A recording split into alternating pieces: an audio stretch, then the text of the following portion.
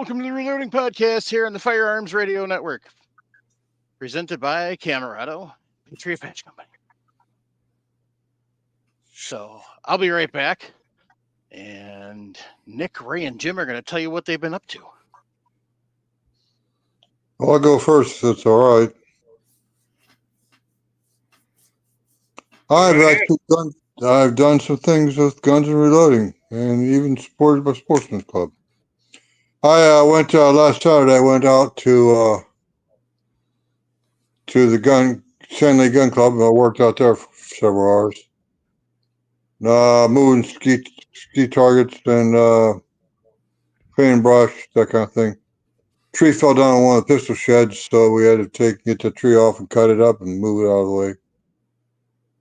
But me, myself, and I sorted out a 5-gallon bucket of wheel weights. Ooh. Oh my! And I talk about disappointment, guys. Things are changing in this world. At least 50% of my wheel weights in that bucket were steel wheel weights. And about, I'm going to guesstimate about 30% of the other wheel weights were lead and the rest were zinc. It's like even at Christmas. I remember back in the golden days when I was my young man in my 20s and 30s, I get a 5-gallon bucket of wheel weights for $5, and it was all lead, 100%, except for the clips. Did you have to pay for this bucket, or? I paid. Oh boy, I bought it out from a gentleman up not too far from Cortland, New York. Okay. And I'm not going to tell you the price. I believe the man was giving me a square deal, what he thought was a square deal, but I got robbed. I did not buy steel wheel weights. I did not buy zinc wheel weights. I thought I was buying lead. Yeah. How does your gun club? Do you guys shoot into a berm, or what do you have? Absolutely. The backstop is a berm, and it's about 7 feet above the level, or above floor level for the pistol shed. And above that is big earth-moving tires. You know, not regular tractor tires, but the big front-end loader tires. Okay. They fill them up with dirt. Okay. Hell, I don't think 50 caliber could go through them without the dirt. But I know with all that dirt in there, 50 caliber machine gun round is known not to be able to penetrate 18 inches of dirt. But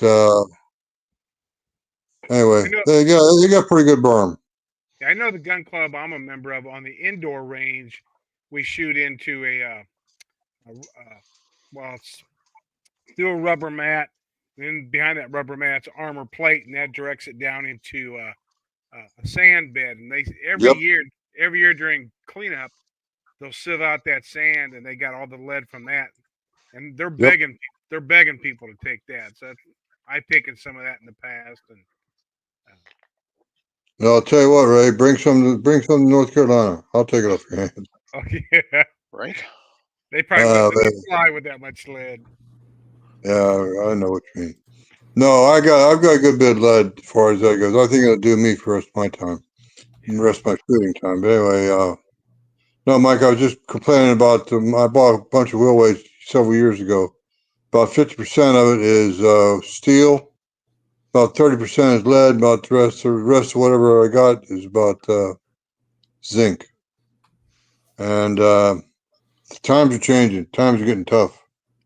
And this is all because of political correctness. Wheel weights don't do a damn thing. No. Hell, I probably caused more pollution with lead pot than wheel weights do. But anyway, there was something else I did. Oh, I know what it was. In the bottom of the bucket, I found a little present from the tire changing guys. A little nasty little present. The wheel weights in the very bottom of the bucket were wet as could be. Why? Saliva and tobacco. Copenhagen, Skull, Grizzly. Yeah, I put on brown gloves for fun because it was just. That's pretty much. Yep, that's right, Mike. But I remember the trick I forgot about years ago. I remembered it after I got done that day. Take my lead, put it out on a piece of paper, not piece of paper, piece of wood, put it in the sun, let the hot sun cure the damn saliva off of it. You'll never get rid of the Skull, Copenhagen, and Grizzly, but doggone, man. It's like, that's saliva. That's nasty stuff. You tell you knuckle dragging tire changers out there, don't spit in the damn lead bucket no more, please. Don't chew. Yeah, that's even better. Quit chewing. Anyway, over to you and Nick. You and the Munchkin. Go ahead, Nick. I haven't done much any. So I picked up a new rifle over the weekend. It You bastard. should be here on Friday. It's another Martini Henry. This one's a short lever. So kind of excited for that. Other than that, picked up a new bullet mold. Got a super good deal on that. The money order is going to go out in the morning for that. It's a Lyman 490 grain mold. So it's a big boy. So other than that, I have. What's up? It's a. Let's see, what was the diameter of it? It was a 457 diameter, 0.457. So it can be used. It can be used for a wide variety of those old school cartridges. The guy I'm buying it from, he used it for paper patching for the Martini Henry, is what he was using it for. So I'll probably try it with that. But remember, you can Nick, with paper patching, you can use pure lead. Mm-hmm. Yep. I use for my martinis. I use 20-1 is what I use already. But I might try some pure lead. I have some sitting around. But nice thing about that, you can use it 4570. You can use it for 4590. There's just so many cartridges that mold and that bullet will be able to be used for. But I wish I was going to Wanamaker's here in a couple weeks. There's a guy in Tulsa I saw on Facebook Marketplace has pure lead. If you buy more than 20 pounds, it's $1 per pound. That's a good deal. I know. I was like, I wish I was going to Wanamaker's. I can find it for $1 a pound all the time, but it's the shipping that kills you. That's what I'm saying. If I was going to Wanamaker's, take the truck, you load the bed of the truck up. Yeah, you're not going to get the greatest gas mileage coming back, but how many pounds you need, Nick? Come on. I know. I never said I was going to buy pallets of it. Yeah, but he's a young man, Ray. Don't forget that. You're only halfway between me and him.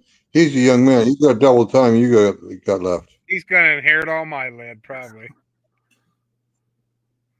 And I got to come help you move it eventually. Yes, you will have to move it. Yeah, I ain't been doing much. The only thing I've done gun-related in the last couple weeks is put that new barrel on Nick's Grand and rechambered it and sent it back to him. How'd that work this past weekend? Oh, we're good. I had one issue, but it was on the actual blank itself. Light strike, but those are common every so often. I think I fired over 100 rounds. That was only one issue, but other than that, I'm not complaining. Yeah. Criterion makes a pretty good barrel. Mm-hmm.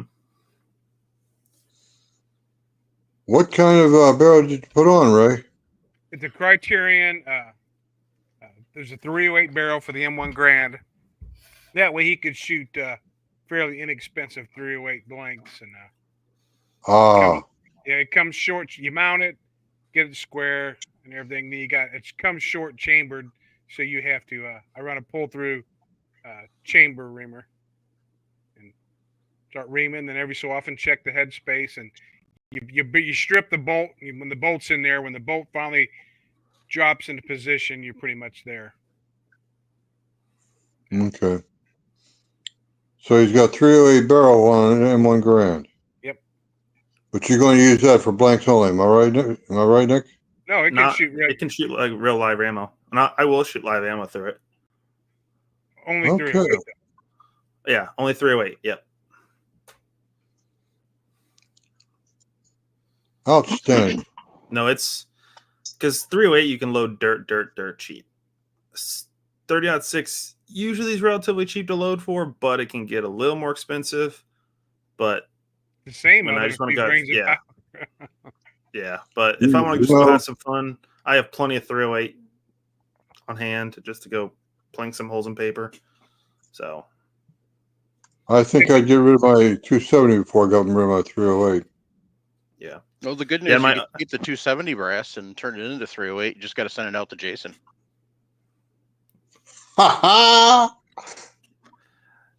Yeah, but my new Grand in 30-06 also has a brand new Criterion barrel. So both my Grands have brand new barrels. So they should be tack drivers if I do Nice. my part. Yeah, the only expensive part about the barrel's cheap, right at about $300. I've had the barrel clamp, the vices, and the wrenches, and the headspace gauges and reamers from other projects, but that's why it was fairly inexpensive to do it for him.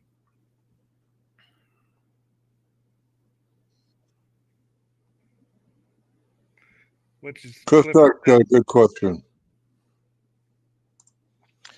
Is the 308 M1 restricted on grain of bullet / load? I'm guessing he's probably alluding to 30-06 being you have to have Yeah, you got a that later issue load. with that. I would think I've it'd never be the same. pushed it. I would think you'd be the same. I think if you stay below 168, you're fine. Yeah. Most time I know people are running regular 308 Grands are running 150, 162, stuff like that is what most people are running. So Raggle Fraggle wants to know, have y'all heard about the 338 ARC? What's the skinny on it? Well, Raggle Fraggle, first and foremost, I'm going to say if you were actually in the Discord, you'd be fully educated because we conversed about this in Discord. But no, you can't come and be part of the Discord. So, okay. I'm part of the Discord, and I don't know anything about it. I don't. Well, you don't come to the Discord ever. It's rare. It's rare. So, basically, 338 ARC is 6.5 Grendel case, or the 220 Russian is the parent case, like the other ARC. 338 bullet. General premise, it seems to be, is a more practical 8.6 blackout. So, that's kind of my initial take. Is it's a more practical 8.6 blackout because you don't have to have a 1 3 twist barrel. Mm-hmm. Plus, this you can still shoot in ARs, AR-15s, not AR-10s. But I personally, it's just another thing that Hornady throwing against the wall to see if it'll stick. So, kind of like Nosler did with their entire series from 20 to 30. So, yeah, I'll be interested. It'll probably be at range, of course. We'll probably see the same 12.5-inch barrel they are 15s. What we're running them through. You probably have a bolt gun. I think nice thing is they announced it early enough compared to like 8.6. I think 8.6 was like a January release announcement when that cartridge was. So they have plenty of time now. Barrels can get made. Plenty of ammo. Then it was cranking out barrels for the 8.6. So yeah. But the only thing I've noticed, I've watched a little bit. I watched the Hornady's podcast on it the other day while I was sitting at work. It's not going to be as friendly like the 8.6 blackout where you can start working with the different bullets. That's the only thing I've seen, but I don't know. So this is all of the alleged 6-pack project nailed it. This is my opinion. So it's just another cartridge. Yep. Honestly, in my personal opinion, it's just another money grab. So this is all of Hornady's alleged partners on this. Aero Precision, AR Stoner, Ballistic Advantage, Black Rain, Brownells. Oh, hold on. Black Rain, overpriced. Brownells, B&T USA, Carbon 6, CMMG, Faxon, CAC Industries, Landtech USA, Maximum Defense, Noveski, Odinworks, PSA. Oh, well, at least there's somebody in here that's affordable. Preferred Barrels, Primary Weapon Systems, Proof Research, Sequence Precision, Stag Arms, and Unitop Precision. So, although frankly, to be fair and honest, I'd love to see Palmetto State Armory get some of their other crap done before they start throwing their weight behind a new cartridge. So, I don't know. So the ammo is available in Hornady Black and Subsonic. Not surprised. I don't know. Do they have ballistics on this? I doubt any of that's out yet. So it says the following 338 ARC of items are available in Reloading Essentials or Dies and Accessories. They've already got cases made up, case gauge, die set, or you can get a full length die and a cedar die separately. So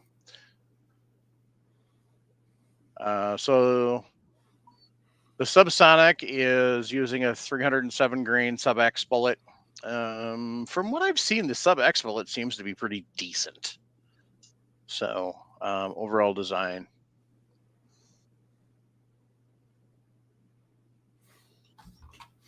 You'll have to excuse the machinist to me, but I did some quick conversion on a 8.6 caliber. It's nothing but a damn 338 bullet. Correct. Why don't they just use the standard caliber names? You know, like 338 hair of the dog. So That's what the 338 ARC is. yeah. That's the new, it's 8.6 blackout is just a, what's the case on that? 8.6 has got a different case, but like I always say that 338 ARC is literally just a 300 blackout that ate way too much at Thanksgiving dinner. Is what it looks like.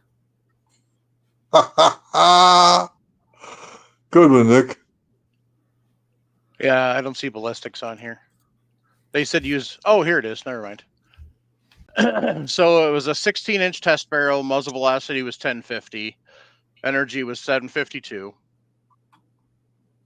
No, that I can see. They're increasing energy because they're able to use heavier bullets. They got a big fat. So they sighted at 100 yards. Okay. So this is which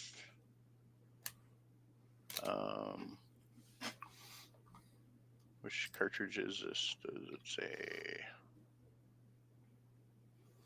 So it looks like this is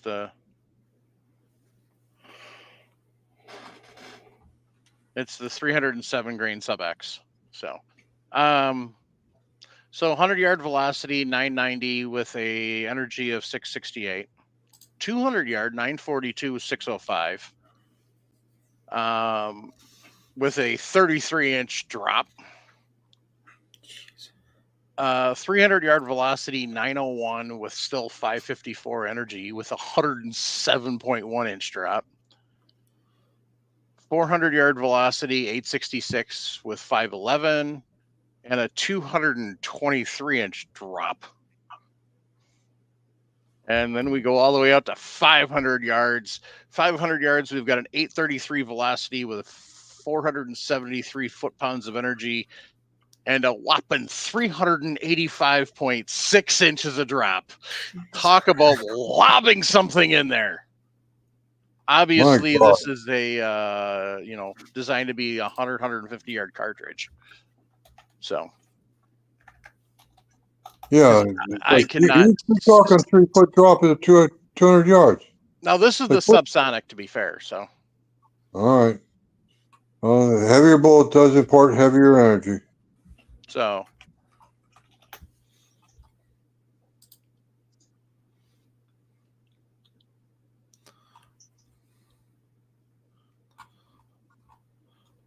Cartridge I'm still interested in is that 6mm max from last year's show.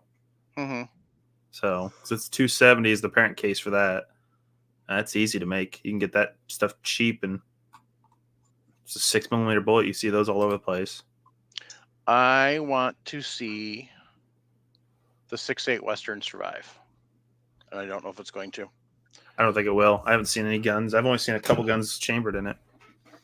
Savage makes a few. I think the new Ruger is the 2nd gen Mm-hmm. is coming out in it. So I'd probably see TC Arms will probably have some in it when they finally get off the. because basically what the 6.8 Western is, it's literally what the 270 WSM should have been. Mm-hmm. So, but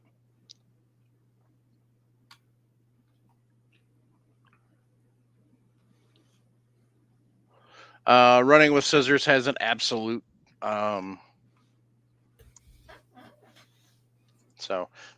says, I'm personally starting to sour a bit regarding Hornady. They pump up the cartridges whilst leaving others out. And yes, I'm talking about Grendel. No reloading date at all with their new 6.5 VT. So I've not even heard of the 6.5 VT. He means GT. Oh, GT. Okay. Yeah. Sometimes manufacturers will not release reloading data because they want you to buy their ammo. I wouldn't buy it, but so that's part of it. But also, my other question for you, Running with Scissors, are you looking at Hornady manuals or the Hornady app, or are you just looking at the Hornady website?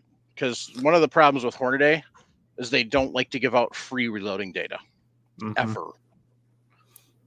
Well, another thing, now that they're doing that, they got the new 338 ARC. They had what last year for them for a new cartridge? I thought they had a new cartridge last year. He said 6.5 ELD VT. Are you talking about a bullet? I didn't know. But we're right at 2 years on the last Hornady manual. Yeah. So would not shock me. What are we on? 11 right now, I think. I think so. He said he's got the app. I do too, but the thing keeps logging me out and pissing me off. That's because Google sucks. But hopefully with that lawsuit that Google lost, that means that Sierra can go back to having an app. Wait, they took the Sierra app off the... I still have the Sierra app. They haven't updated it in 3 years. Oh, that's why, I guess. So, because Google won't let them. So if you're paying for a subscription, you're basically paying just to keep the app. You're not getting any updates because Google won't let them. Because I asked them that goes all the way back to Shot 22. Jeez. So, let's see. I think Google's taking. I better stop with the politics. Stick with the facts.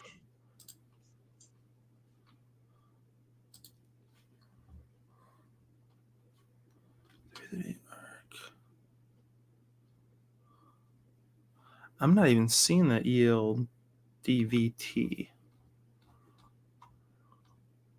Well, I see Gracie's on screen. Huh.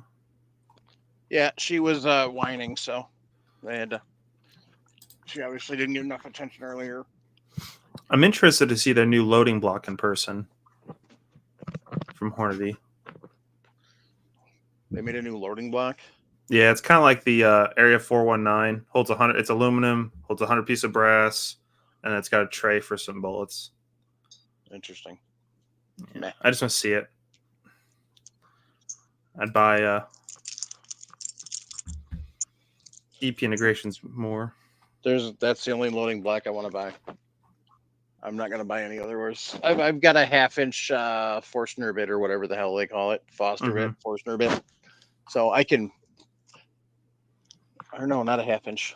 I got a smaller one, like a 3/8 or something. I don't know.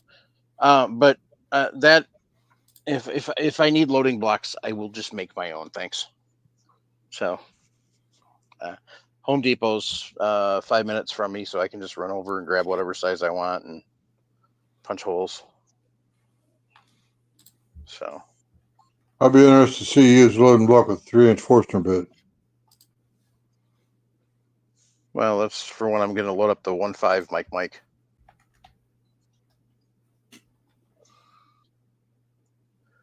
So, all right. Well, Raggle Fraggle, technically we are on topic because it is a podcast about reloading and we're talking about reloading items. So, anyway. But, so,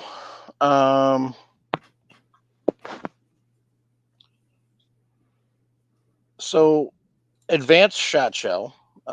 Basically, there really isn't much to advanced. I mean, you're talking about loading up slugs, different payloads. That's Professor Smartass to you. I have a PhD in that shit. I dropped that line on Ken Saturday when we were shooting the match. Oh, by the way, or Sunday. By the way, I went and shot a 22 Steel Challenge match on Sunday with Ken. So, and I still. Who had the higher score? Who had the higher score? You forget Ken keeps getting close to. Ken usually scores master and gets close to grandmaster. That was my second match ever. So, yeah, not even close. Okay. I had fun. That's all I was out there for. So. Yep.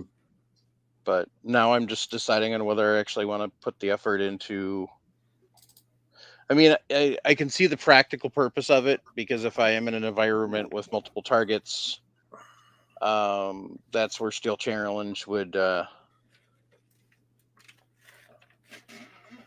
Steel Challenge could come in beneficial, is being able to acquire and tag different targets. And the way things are going in the world, there's definitely a possibility of having multiple targets. So, threat assessment is a first viable skill. So, basically, Ken and I were kind of discussing, and my problem is I always line it up the sights perfectly. I'm using 3-dot, and at one time we were talking about smoking out the sights and making them black, and I didn't see how that would really make a difference. They're fiber optic green, so I don't know. So if I ever get extra funds, which Lord only knows when that'll be, I'd like to go out to Vortex and take a pistol class, but I don't see that happening because right now there's no such thing as extra funds. So, but so I think what I'm going to wind up doing is putting a dot on my 22 and get practicing with that. Because I guess the biggest thing is, no, not you, Paul was talking about blacking out sights months ago after I shot the first match. So, not Ken and I were talking, Paul and I were talking about blacking out sights. You did infer it was Ken. I know, and I realized that after I said that. So, I sit corrected. So, but Ken and I were talking, and I'm trusting him on this because he's very good at what he does, and I can't wrap my head around it. But he said that if I put a dot on my pistol, that it will help me with target acquisition, and then that will help with aligning my sights faster. So that's, I think, what I'm going to try. But Mike, you want to know what the fastest way to learn to do that is? Practice, practice, and that includes dry fire. Yeah, I know. I've got the Laser Academy, and I have the 10X or X10 from Manus that I've got to Put some actually batteries in and start turn using them it. off. So Yep. Practice. but I have to decide if I want to, if I have the time to and effort to dedicate to that or not. So, because deer season is literally literally a month away, and I still haven't gotten my loads done for that. So, I don't know. It's a long winter, but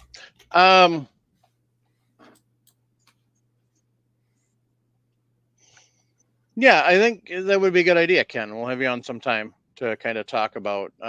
We should do is we should get a couple of people that are competing and talk about a little bit about reloading, but also a little bit about what they're learning and what they're using in their competition shooting. So that'd be a good show to do. All right, Ken, get a hold of Bench Attic, get that set up.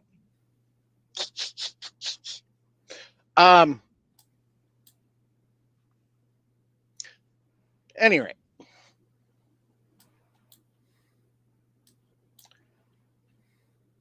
we're talking about kind of the advanced shot shell. So, like I said, all the different slugs.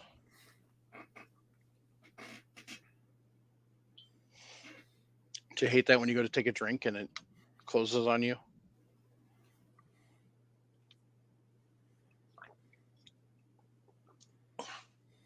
Another quality product from Bass Pro Incorporated. Anyway. So I am not going to load one up, but I will kind of give a basic idea. I'm not going to throw powder into it. Excuse me. But what you've got is, so you've got your 12 gauge hull.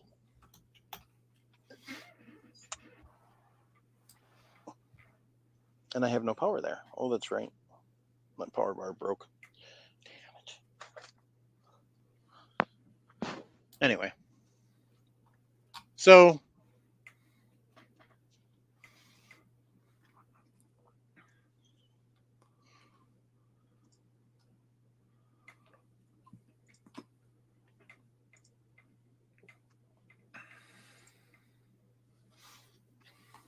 that's lovely.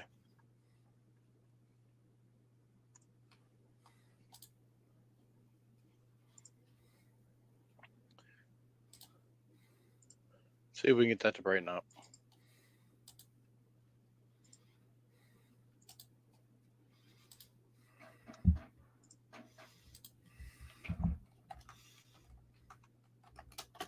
There we go.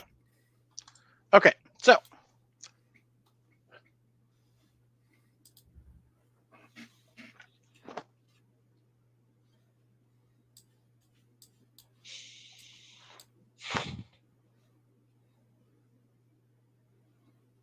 Your video locked.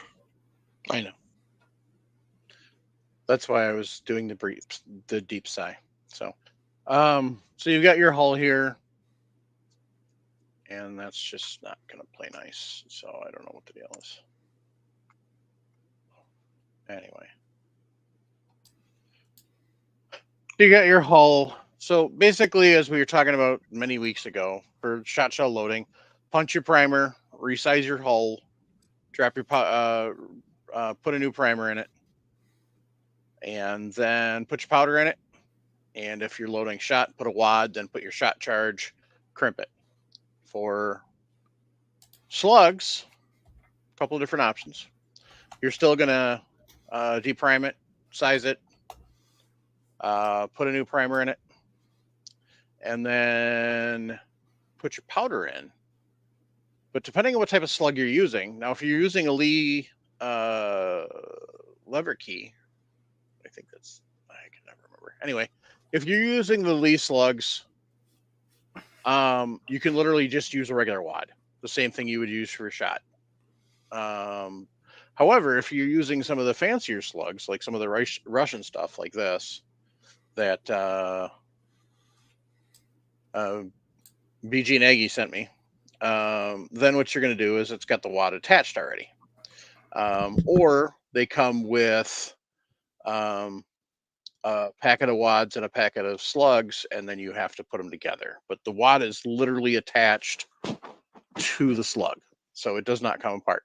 So what you do is you put your powder in, and then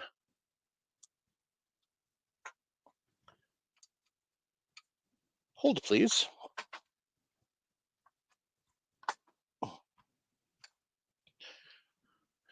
One thing, when you resize it, it makes it open, so then you can actually do this. It's a tight fit, so you're gonna have to press that down. I'm doing it by hand, and I'm just gonna leave it like that for now. But eventually it will get seated just like you would with a regular wad. So then you've got this handy little tool, and your hole goes in like this, and then you've got your end here. It's not going to latch down here, so I don't know if I have anywhere I could actually, yeah, let's see. Can we do that there?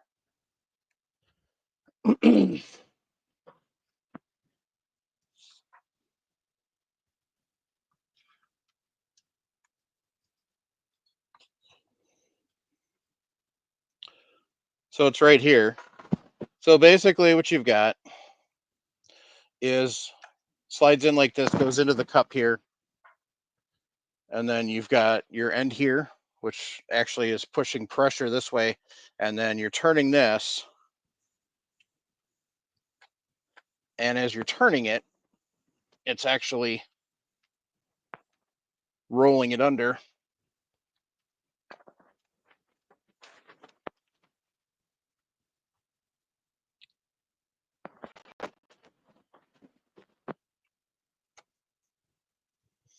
Theoretically. Now I think that's the broken one, because as you can see, it didn't roll for squat. So normally you also trim these down when you're going to use it. I didn't. So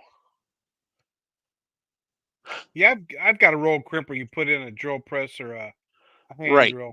Yeah. If you go to, especially if you go to Loads of Bacon, he has a crimper that you actually put in a drill, and it's a really nice one. It works wonders. So, but part of the problem is I didn't have that tight, so I couldn't. Yeah, I still don't have it tight. Hey, Mike, Hey, you what? ought to consider having the guru of shot show back on the show. Salvatore Sincomani. I don't know if he loads slugs. Oh my God, he loads buck and ball loads, he loads buckshot, he loads ball Okay. loads. He does all three. I know last time I talked to him, he was pretty busy. So, Oh, I got you. but I was also looking at having Leon on, who we've had on before too, but that didn't work out either. So anyway, that's that.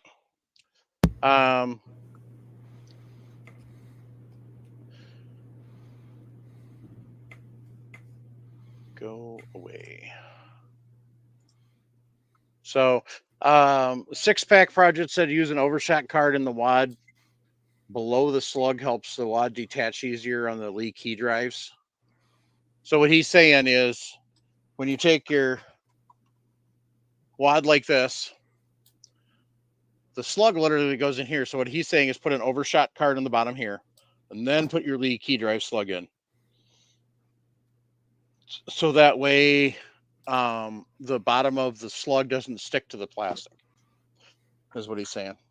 So that's how that works. So Oh my goodness, Sig Sauer is coming back to SHOT Show. Meh. I just kind of shocked to see that. That's good, but meh.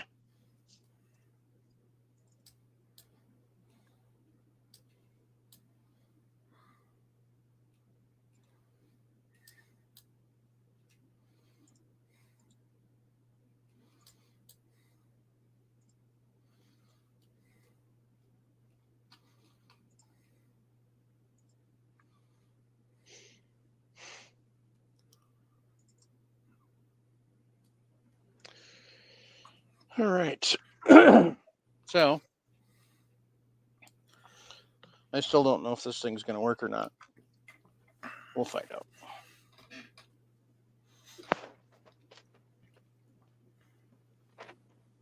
This is one of those annoyances of mine, is my lovely camera works when I test it.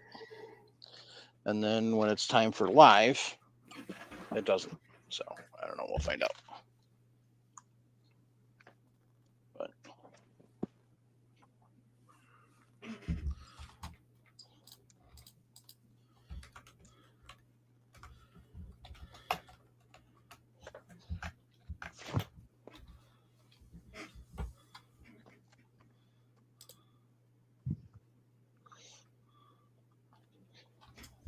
Oop, sorry, Allie. Note to self, remember your dog is laying behind you when you go to move your chair. So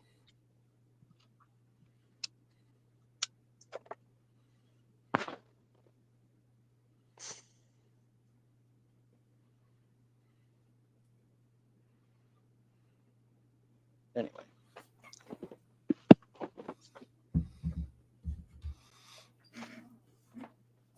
You know, you guys can talk when there's quiet. You don't have to just sit there. Got nothing to say. All right, then.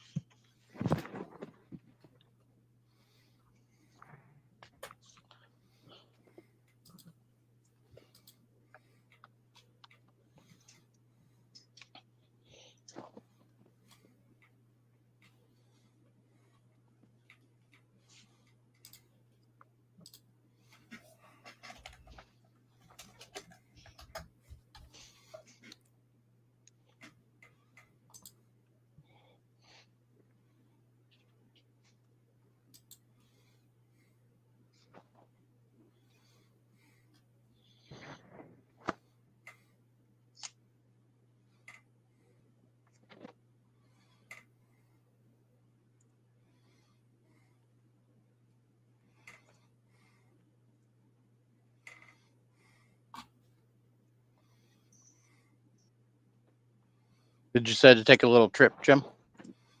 Yeah, hit the wrong button. I don't want to for that. That'll help. Thanks, Running with Scissors. Appreciate it.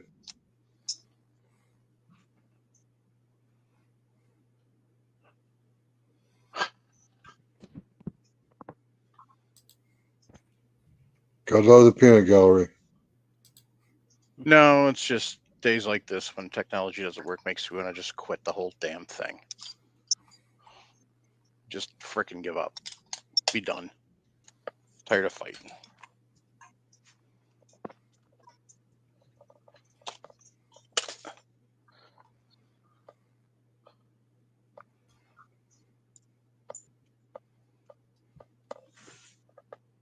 So,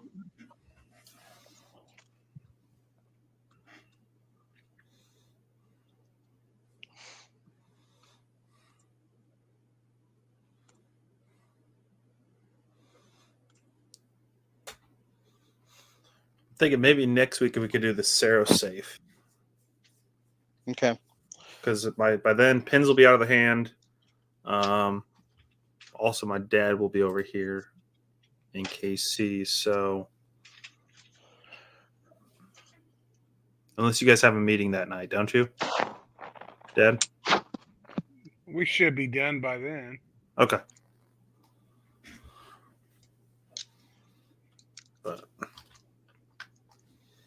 All right, so we'll plan on Serial Safe for next week. Gives me some time to get everything ready and the workbench in the garage cleaned off. And mean you're gonna clean your garage?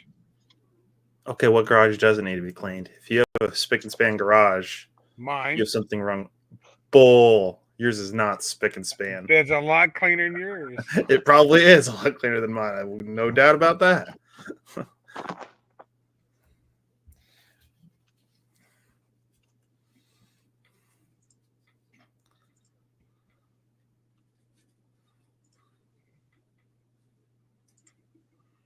So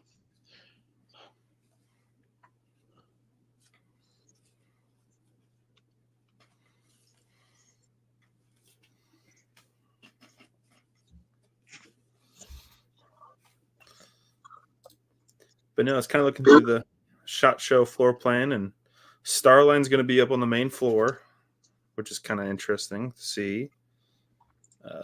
Palmetto State and H&R and all their parent companies, they're no longer on the north side. They're down on the south side of the show, of the main floor.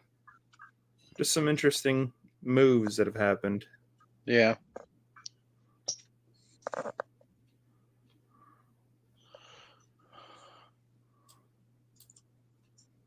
So this is going to be absolute crap video, but here it is.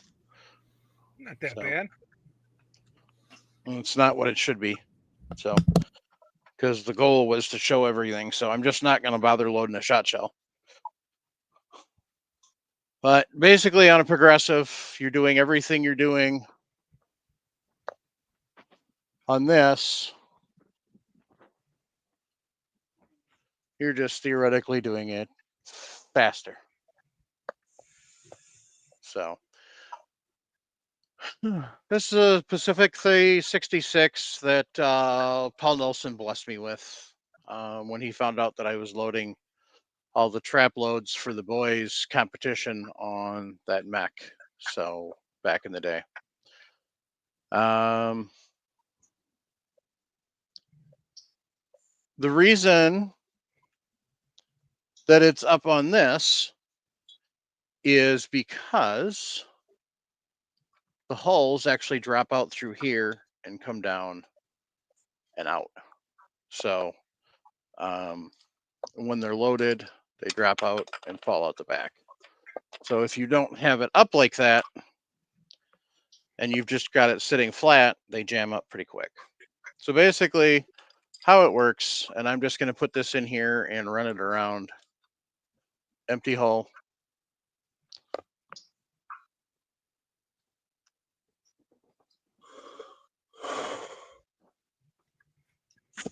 So start here. Now you can actually deprime here if you want to just literally, like, say you want to deprime all your cases, your hulls. This is an actual just straight depriming station. And so like that, and sizing.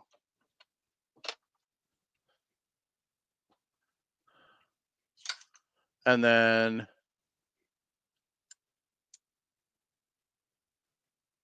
so normally I have this clamped down, but so you go up like that. And as you can see, it's moving.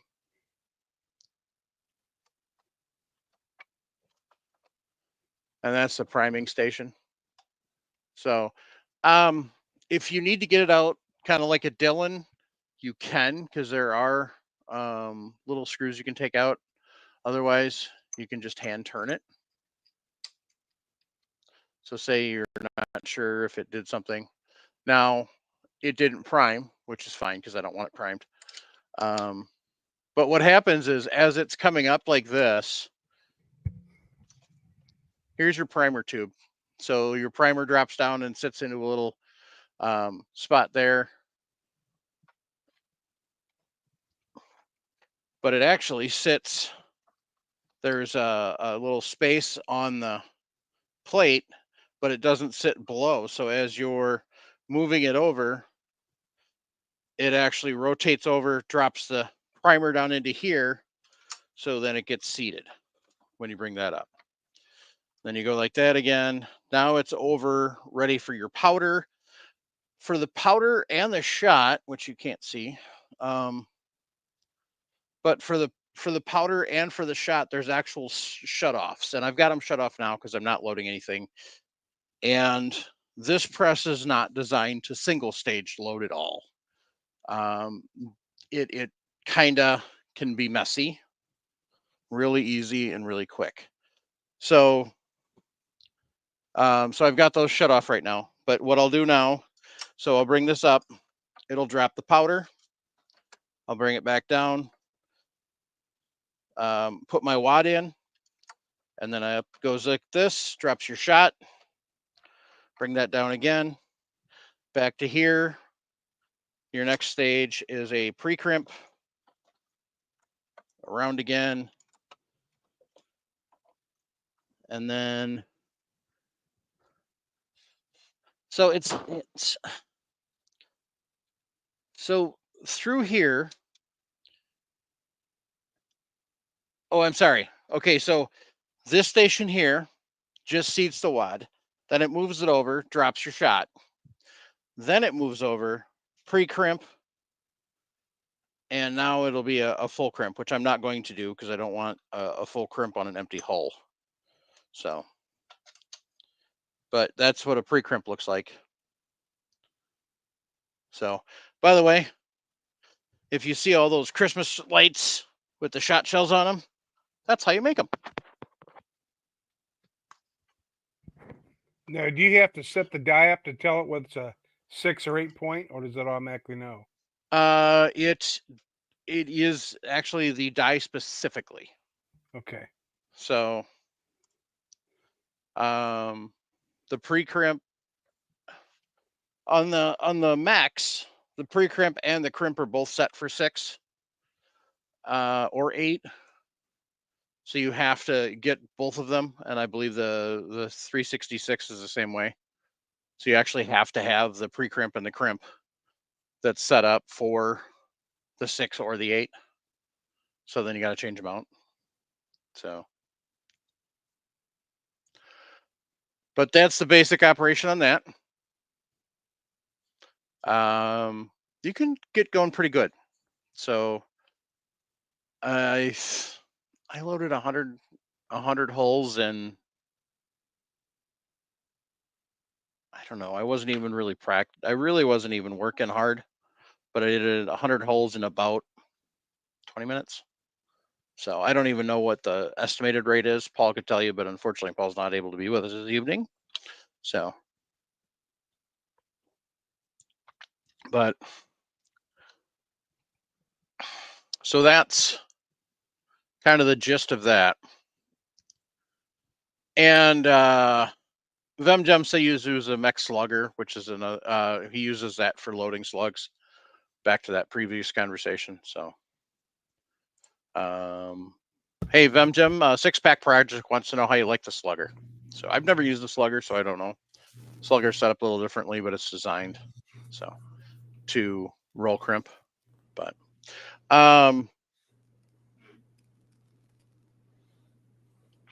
so basically on the 366, and actually most of your progressive shot shell presses, you've got your powder and your shot to worry about, your primers, just like everything else. But you have to feed your hulls and your wads. So I do have another one here, which is the Ponzus Warren. So, and I'll kind of show that off too, but I've got to swap it out for the other one. So I've got the space. So bear with me just a second.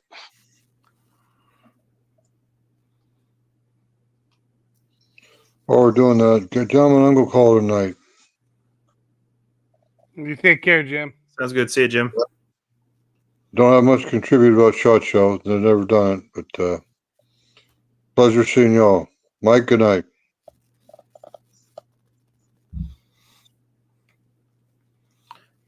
Have you seen the new micro adjuster seaters from Lee? No, for what? Any of your dies. So you take out your regular little seating stem, the threaded knob. Oh. Lee's got an insert now, kind of like Hornady has one.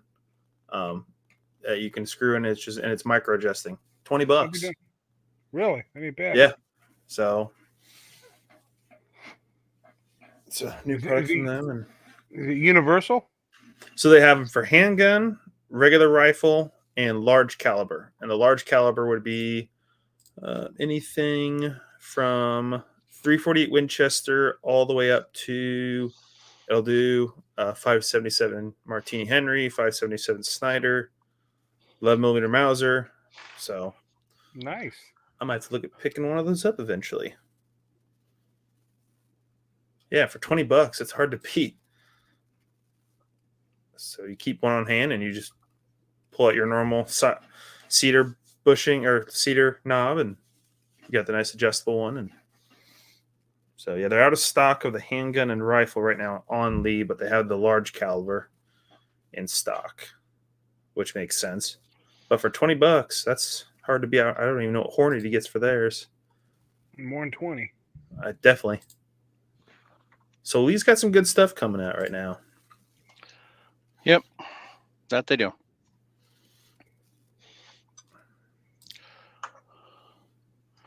Ballistic Products Incorporated also has a good roll crimper, but I've heard more positive stuff about Loads of Bacons that he's got listed on his Discord.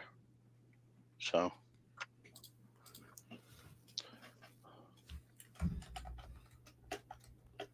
Six Pack Project says, Yankees. He didn't say the Ocean Yankees and the yawn. That was me. He said, I just run the 8-point on my 366. It will put a 6-point crimp back onto a 6-point crimp hull when used in the 8-point. Okay. So that's cool. I didn't know that. Maybe it's got like a diverse, maybe, I don't know. So that'd be something to check out. Off to Hornady. Let's go find out. Yes, I'm 18. God, I hate that new question. I know it's getting so annoying every site anymore. I think it has to do with Safer Communities Act, Makes sense. which doesn't actually do shit for safety. Yeah. It just annoys the rest of us. Come on, Reloaders Network. Why will you not open?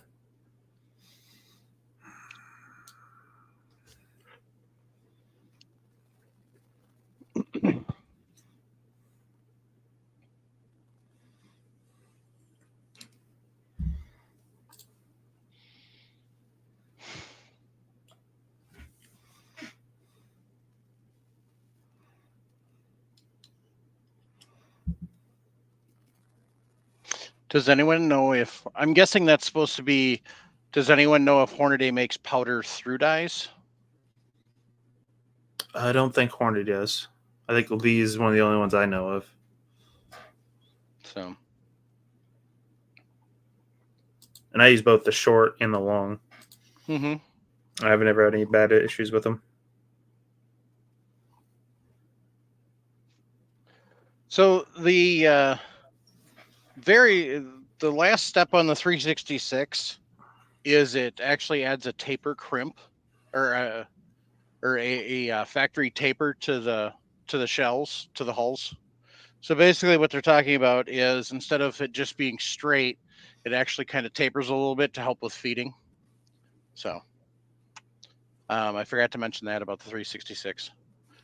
And it says excuse me, their taper lock crimping is set up to do 6 and 8. So that's what Six Pack was saying, is he doesn't have to do any adjustments. He doesn't have to do any chainings like you do on the Max or on like the Lee Loadalls or anything like that. The way the 366 is set up is literally it's set up to just taper. So To actually going back to Harold Anderson's question, they do make a powder through, but it goes through your expander die. Yeah, so you got to select your diameter. Okay. So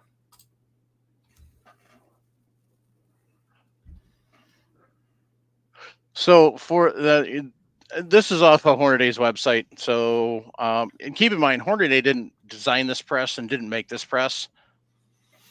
They just didn't screw it up when they bought it.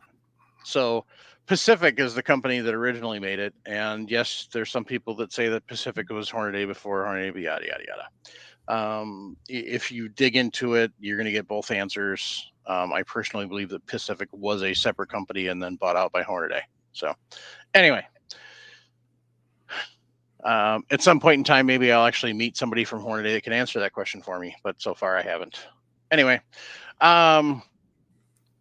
so the powder and shot tubes, the hopper tubes on there, it says it can be easily removed without spilling. So, and then it has baffles in it. So, but I didn't bother to read all the bonus things on this. I just know how it works because Paul showed me how to work it. So, but yeah. So basically, what Paul suggested is he said use the PVC to get it up off, and then you have a bucket behind that the shells roll into to catch. So it's kind of nice. Some of the other progressives, they don't really toss your shells that nicely, so it's kind of a pain in the ass. But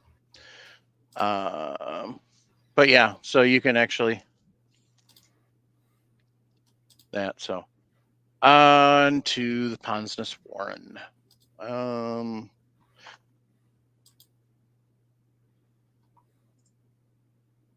Oh crap, I know what I was going to do while I was there. Somebody asked about their trimmer.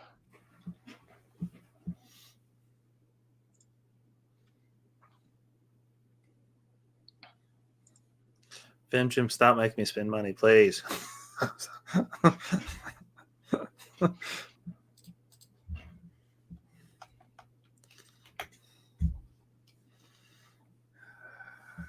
Who asked about the trimmer?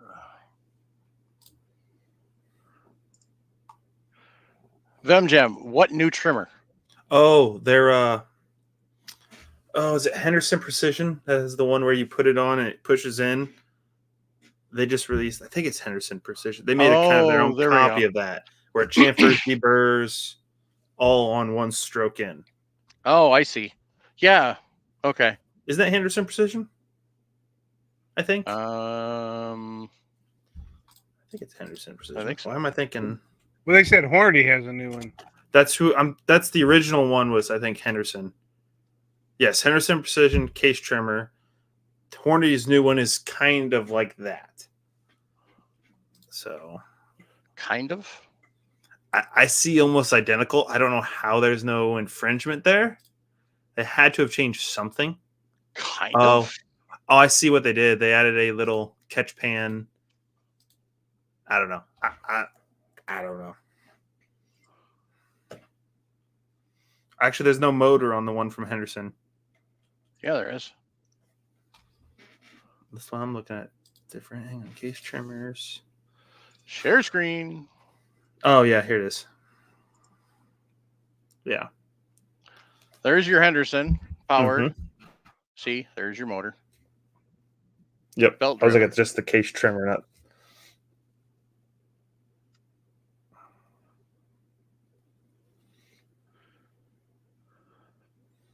And then here is. Really? Screw you. Stupid. So the Hornady has a direct load. Direct load, and it's actually narrower this way. So it's like the trimmer body and everything's built into the motor. Interesting. They don't have a price on the Hornady one yet, do they? I don't think it's.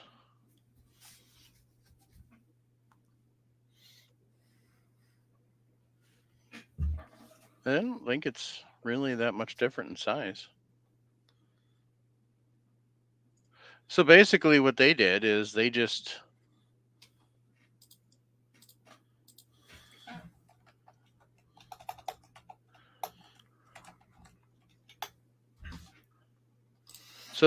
made it so you can put an acro bin on it. Mm-hmm.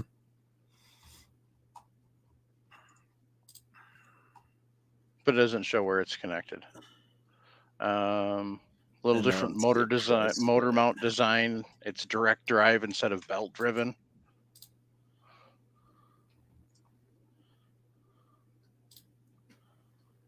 Oh, here we go. Midway USA, that new Hornady one's gonna be $620. $779 for the Henderson. So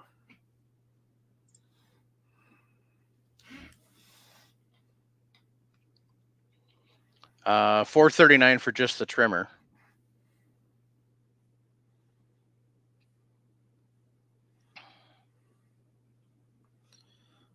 the only thing I don't like about Hornady's reloading products, they don't put anything out on display that you can touch and handle at shop. Mm-hmm. Everything's behind a little glass window, and it's like something like this. I would want to see it in person if I'm going to spend that much money on something. Not saying I'm going to, of course. I'm not going to drop $600 on a case trimmer. My personal opinion on this is, I know the Henderson is a quality product. Hornady has always been sus Mm-hmm. on a lot of their stuff. I have a expensive powder dispenser that's sitting out in my garage collecting dust because it's garbage and they won't fix it. So,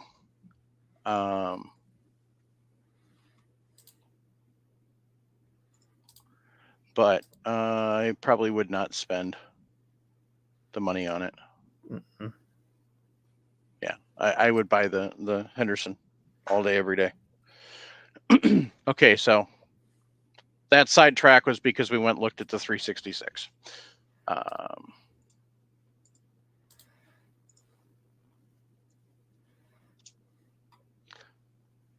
So I have not used this Ponsness Warren yet. I actually, well, they make an auto drive for it. Is that true?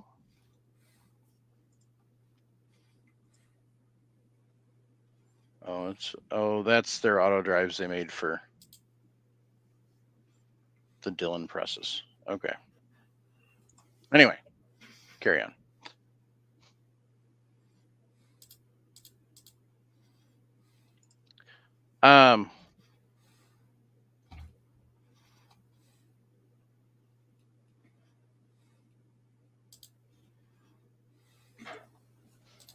So what I've got over here is now the Ponsness Warren. And I'm going to take the camera off here for a sec. So kind of like the 366, it's got the tall powder and shot tubes. It's got a primer feeder. And so on and so forth. 366, you can see. Oh, and here's your primer feeder for that. It's got a knob. You can turn the flow off, which is what I had. So, kind of the big thing that intrigues everybody with the Ponsness Warren here is the way the primers feed. It's kind of catchy. So,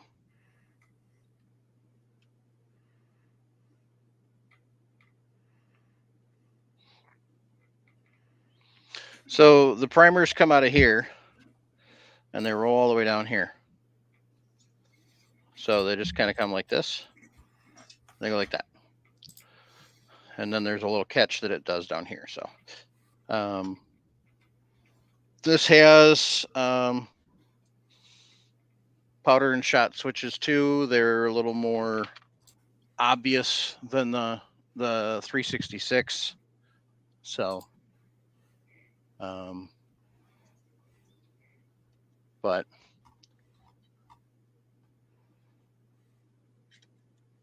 They're currently both off. So you start here. Now, the thing with the Ponsness Warren, there's two things here. So first off, it feeds up from the bottom. Okay. So whereas the 366 went on the top, the Ponsness Warren you feed through like this.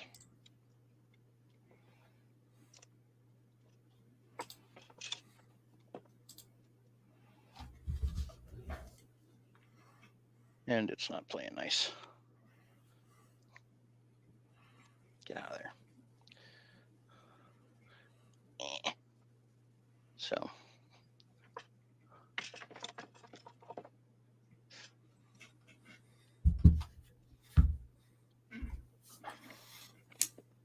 Yeah. I got it stuck. Figures I can stick a hull, but I can't stick a case. Anyway.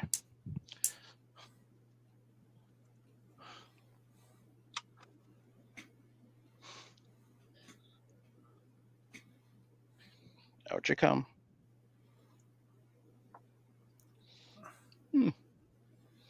Or not. There we go. So, anyway.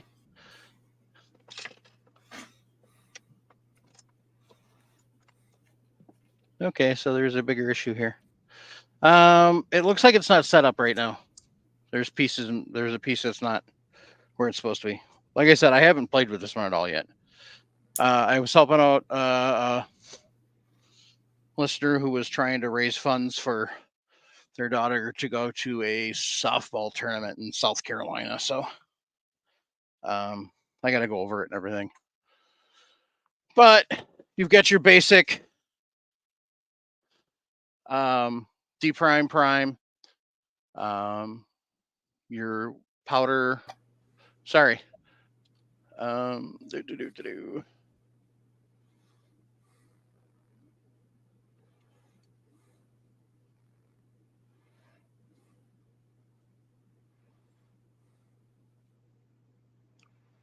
Anyway, so I think I don't know if there's something missing or what. Anyway, I got to go through it, but here's where you're going to size and then prime, D prime, and then as it rotates around, you're still going to do your same thing. It's got a swing out wad holder. So your wad holder is going to then seat the wad on the next. So as you can see, the wad slides out. After you're done with your powder is going to be here. And then as it rotates around, then you've got your shot, and then you've got a pre-crimp and a crimp, and then this actually ejects the hull out, and there's a slide down the back. So one of these days I'll get that up and running. But I kind of wanted to show you also, this is kind of how the bushings are for powder and stuff. Just kind of, most of your shot shell stuff's all bushings. So that's kind of how that one works. And there you go. There you are. There you be. So important to read directions.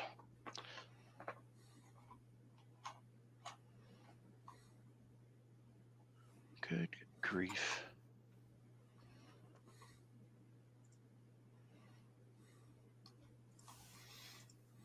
So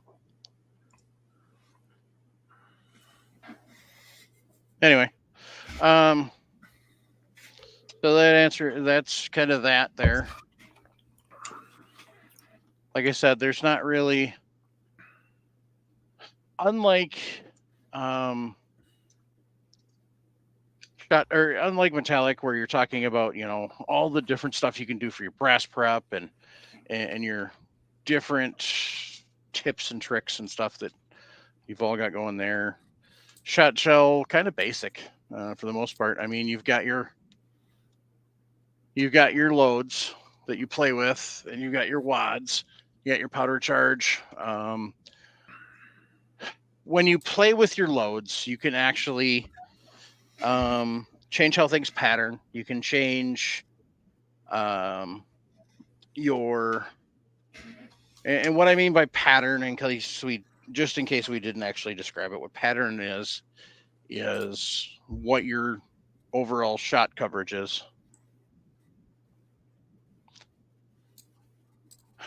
So that's what your pattern is. And so what you're looking for when you load is how good of a coverage that is at 35 or 40 yards, whatever you decide to do. I always do 35. There's people that do 40. So but that's what you're looking at. So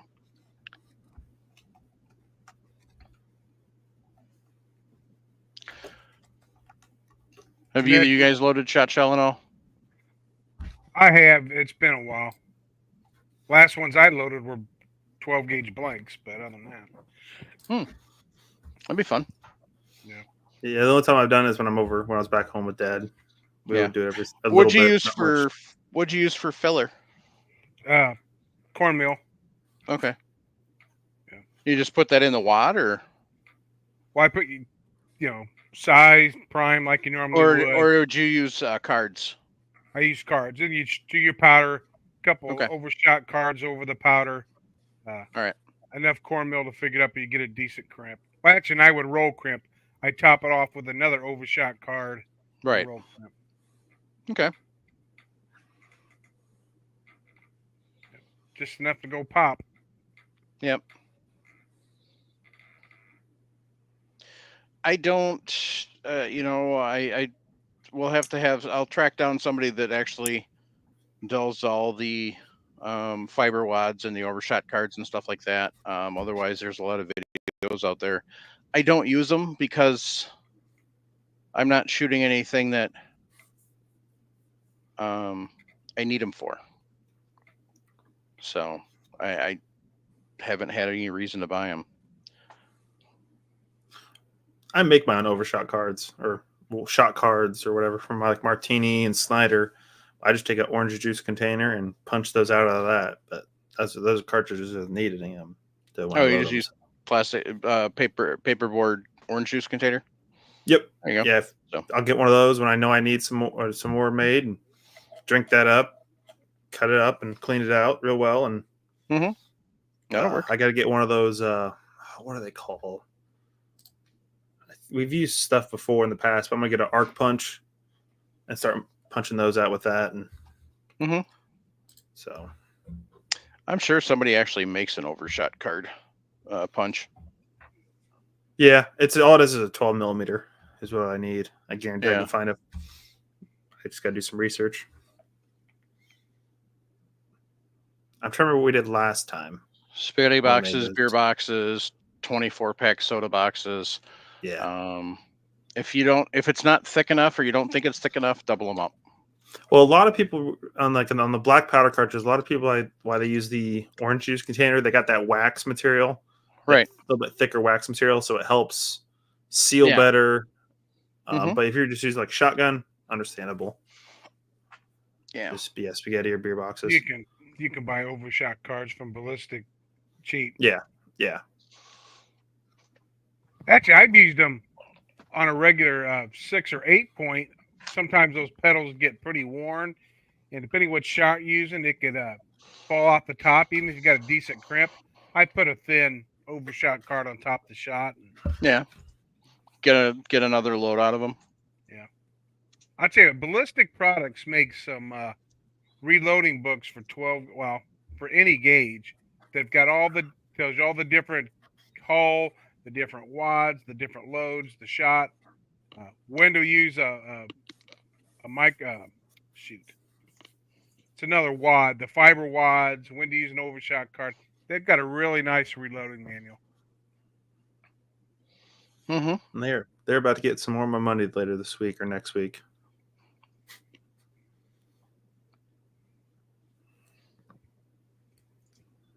Yeah, but you're buying holes to Hey, make. hush, hush, hush, hush, hush, hush, hush, hush, hush, hush. They're on sale. They're gonna stay on sale when I order them. So hush, hush.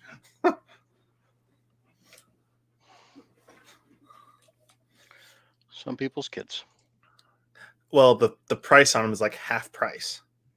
You better order 'em. So I know I have a $50 gift card from or Visa gift card from work. I'm probably gonna use on it. So Mm-hmm.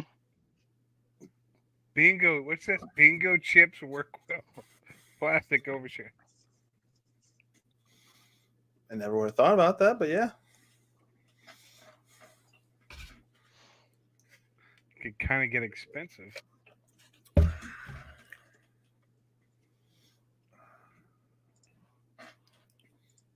That machine you're talking about to make the overshot cards, is that the same company that's making the press for your when you make your gas checks? Remember the one No. you take the No. okay. This is just and you never seen a arc punch, Dad? But just a punch, just a whole Yeah. It's just like the tapers down. yeah, it's a gasket Yeah. punch. Yeah, gasket punch, arc punch, same thing. Yeah, I'm just gonna get one of those in 12 millimeter, and it's already beveled better on the punch side. Compared, Yeah, I don't remember. I'm trying to remember what we did last time I've got because a we were set. fighting it. We were fighting something last time.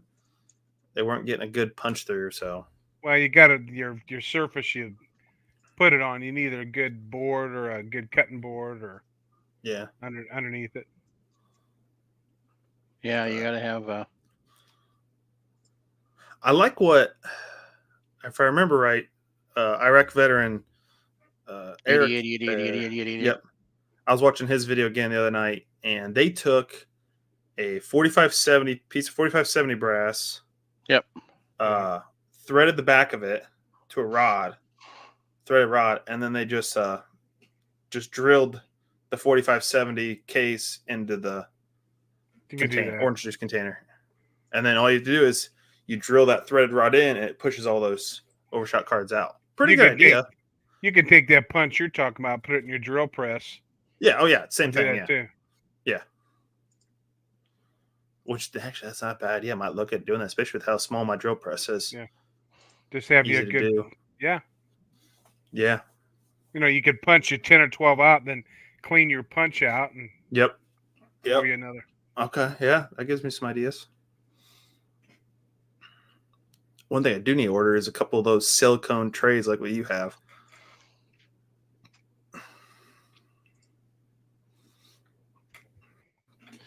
Amazon. You have it tomorrow. Yep. Or 2 days. There you go. Actually, I could potentially have it tomorrow. You talking about making your grease cookie?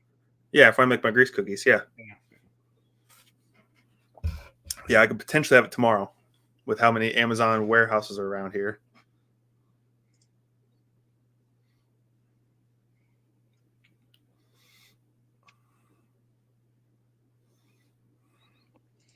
You got a lot of warehouses around there? Oh gosh, it's insane. There's, I think, within a 5-mile radius, there's like 6 Amazon fulfillment centers. Nice. I think we've ordered stuff and it's been here within 12 hours. And the Amazon guys are running 3 shifts. I've seen one out at 11:30 at night before driving around. I'm like, what are you doing out? Amazon might as well start doing the mail because the USPS stinks. Yeah. Amazon has better funding and better management. Yeah. See, when you have government running companies, they run them like governments do, Yeah. not like businesses. So there you go. At any rate.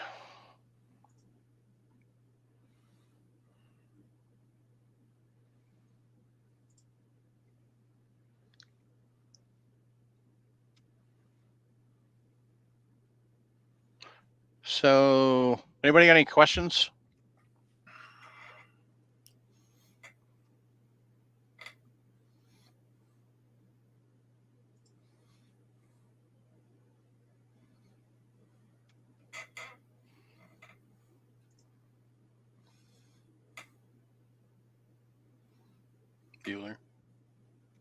It says, so you tried any custom cut wads yet? Mm. Um, yes and no. So when the boys were shooting trap, they for 4-H, they started out with 20 gauges, and they were using the Mossberg 510s, which is a scaled down shotgun for people with smaller length of pull and smaller stature. And so I did what he's talking about is he's talking about you can actually get. So basically, instead of having your wad where it's got the pedals cut already, you can actually get it so this is solid, and you can cut this. Sometimes you can actually get so the bottom part, which is actually designed to compress and expand. You can get some of those that are a little different design too. But the basic idea is having the shot cup uncut so you can play around with different cuts and stuff. I've seen a couple people that instead of doing just straight cuts, they've done angles or they've done squiggles. What I did for the boys with their 20 gauges, just playing around when I was trying to. Basically, what I did is I played around with it, played around with it, played around with it, and eventually I got their. I want to say they were 18.5-inch barrels to pattern like a 26-inch barrel.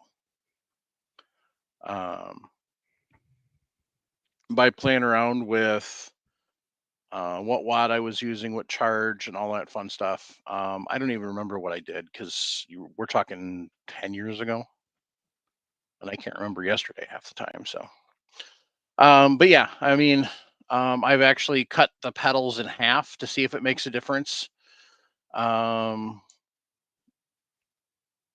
There's all sorts of different things you can do with them. I've never gotten that serious because I haven't. But you get some people that do. They really get serious about what they're doing and how they're playing with it. And, there's a few people out of the club, North Bristol, where I used to shoot, that literally had a different load for every yard marker on the trap range. So you start at 16 and 17, 18, all the way out to 27. Excuse me. And so they literally had a different load for each yard markage. So now some competitions, when you're shooting, it's whatever you shot at 16, you shot at 20, you shoot at 27. So Clifford Zach, do the European countries use the same type of primers in their shotgun shells? Yes and no. Yeah. Rio's got that G. So it's still kind of a 209, but it's a different diameter. So there are certain hulls that you'll get where literally your Winchester or your Federal or your CCI or your Remington 209 primer will literally fall right out. And it's not because the hull's bad. It's because the actual hole, the hull's bigger, the primer hole is bigger, or sometimes smaller. So there's also older style hulls that are different sizes and stuff that people played around with. One of the numbers that comes to mind off the top of my head is 57. I think there's a 141 or something. I'm probably wrong on that, but that's comes to mind. So, but I mean, for the most part, you've got 209 primers now. In the 209 primers, you've got different breezians, which is the amount of spark that comes out of them. So that's why you'll see different load ratings in your loads. You'll see a particular hull with a particular primer, and they're like brand and everything, and all of that. So they get kind of specific. So, but yeah, Rio, Fiocchi, 6-pack projects that are the biggest. I've not tried to really mess around with either of them. I've never shot a Rio, so. But the kids were shooting Fiocchi when they had to shoot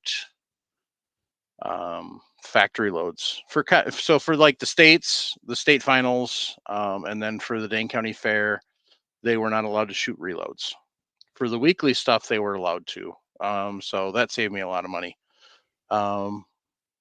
But when it came time for that, what I did is I actually shot their gun and I patterned.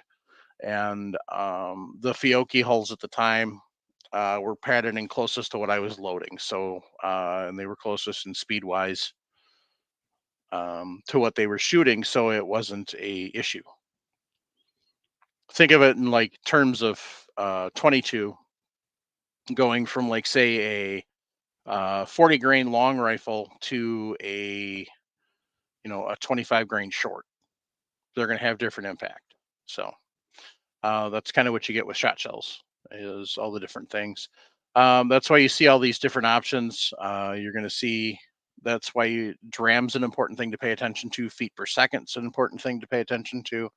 Obviously, the huge thing is what your payload is, and your gauge. Make sure it's 12 gauge or 20 gauge or 28 or 32 or 24 or 410 bore, or 10 gauge or 16 gauge. Excuse me. Or if you're lucky enough, 8 gauge, 4 gauge. That stuff's still out there, but with 12's probably the most common. 22nd. It's kind of a toss up between 410 and 28 for third. And then you got 16. 16 used to be huge. 16, you kind of get the knockdown power of a 12 with the recoil of a 20, is how they used to advertise it. So all that stuff's still out there. For the longest time, one of the biggest guns that everybody wanted was a Browning Sweet 16, which was the A5, the Auto 5 in 16 gauge. It was just balanced perfect. It swung nice. It was just an awesome shotgun, and paired up with the 16 gauge, it was just great. 16 is a lot more popular across the pond than it is here, but then again, they also use 32 over there. So, and we don't here. We've got, basically your big four here are going to be 12, 20, 28, which has really come on in probably the last 10 years, and then 410.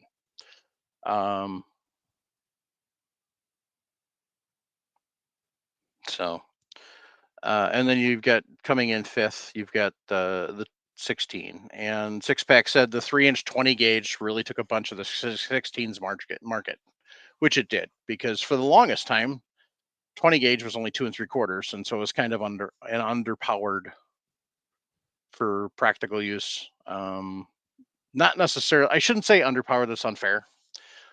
You actually had to be a really good shot. So that's why you have 3.5-inch 12 gauge for those people who can't shoot. So I think I've told the story before, but excuse me. A couple of kids I grew up with and stuff, and when 3.5 came out, they immediately went out and bought 3.5.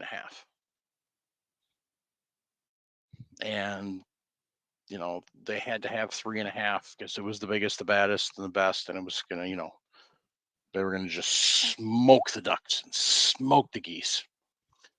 So they used to go with their grandpa, and their grandpa was shooting a fixed choke Wingmaster 870 pump,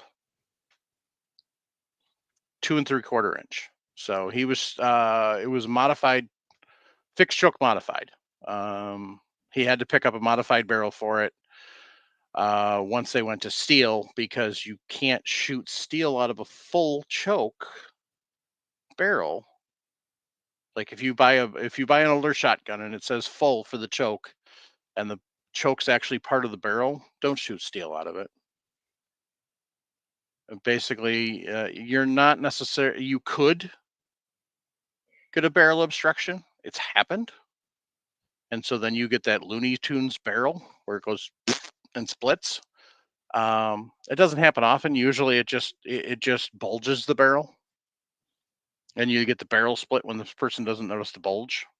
So some of the bulges are kind of hard to find. Like that SXP that I got floating around here somewhere, with the bulge on that barrel. You didn't really see it until you ran your hand down the barrel and felt it. The guy that bought it didn't realize it was there. Guy was punching slugs through a extra full turkey choke. Yeah, literally shoved the choke down 3 threads, like moved the choke 3 full threads. Somehow didn't strip the threads out in the barrel, but and bulged the barrel. So, but so yeah, the grandpa's shooting a Wingmaster 2 3/4 modified barrel, hand loads 2 3/4 inch steel. They went out with their fancy 3.5 inch loads, and he went out with his 2 3/4 Wingmaster, which at that time it was a 30-year-old gun. And guess who came back with birds, and guess who didn't come back with birds? Grandpa came back with birds because Grandpa could shoot, and the 3.5 inchers missed. And so now you get a lot of kids that come in and they're looking for 3.5s, and I said, it just means you miss worse. But there's you get recoil junkies, kind of like Kentucky Ballistics and other people, and so they got to have that 3.5. Now, full disclosure, I do now own a pump that will shoot 3.5. But I didn't buy it for that purpose. I bought it because it was $269, and it came with a fully rifled 12 gauge barrel and the field barrel. So, and then it turns out that we somehow wound up with an extra barrel laying around the shop, and nobody knew where it went or what it went to, and it had been there for a year. And they're like, I think this will fit your 535. And I said, well, yes, it will. So it was a 24-inch turkey barrel. So turkey could be the only viable thing I would see for using a 3.5, in my personal opinion. That's because basically the advantage of 3.5 is payload. You're getting a little more shot. Now, when you're shooting at a moving target like a goose or a duck, it just means when you miss more. You just threw more lead, or in this case, steel shot or bismuth or whatever through the air.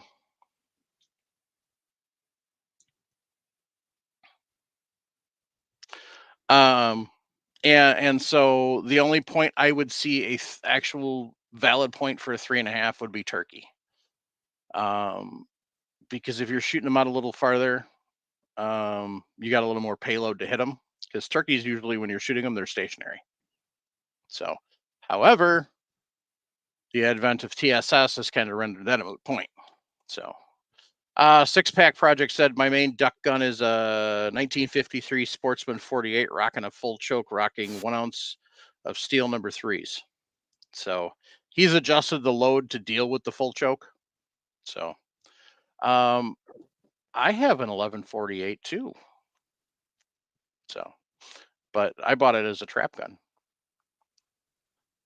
So I don't know. But I don't even know if the choke shot out or not. I never bothered to look at it. So came in, it had basically no finish on it whatsoever.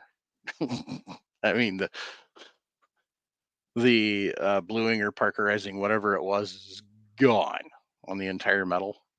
So it's just bare metal.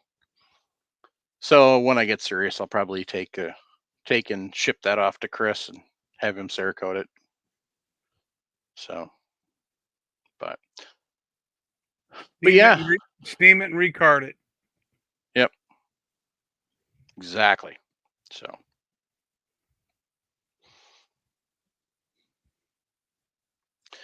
All right, gang. So yeah, next week Cerakote or Cerasafe. Cerakote.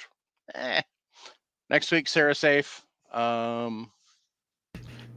Nick's gonna do a barrel. I'm gonna do a barrel. We'll see if we can do it without starting anything on fire. We shouldn't. No, melting point's not that high. Yeah. So I got to figure out where my map gas torch is. Shouldn't need map gas. You should be able to just use propane. Well, I don't have propane. Well, I got some map Oh. gas torch. So I suppose I could put it on a green bottle. I got green bottles Yeah. around here. So Like I said, melting point's not high, so it's won't take long to get it heated up. maybe I'll buy an electronic ignition one. Just be done with it. So because mine's a good old fashioned one, and somewhere I've got a Sparky for it too. I got tired of lighting it. Price of those kits are getting insane in price for the propane map and all those kits. I don't even know. I haven't looked. We looked at one because I was looking at buying one. It's insane what those kits are going for, like 60, $70. And I didn't pay that for mine. That's Well, you bought yours in 1957, so no, No. I did. No, it's less than 10 years old. by the way, I had fun picking on Jeremy Rowland about the Cowboys. So hey, my I can team's the only bring one my- left undefeated. So yeah, go ahead and bring yours, Dad. At least one of the bottles. well, here you go. Meg Torch self-light propane torch kit at Menards, $23.98.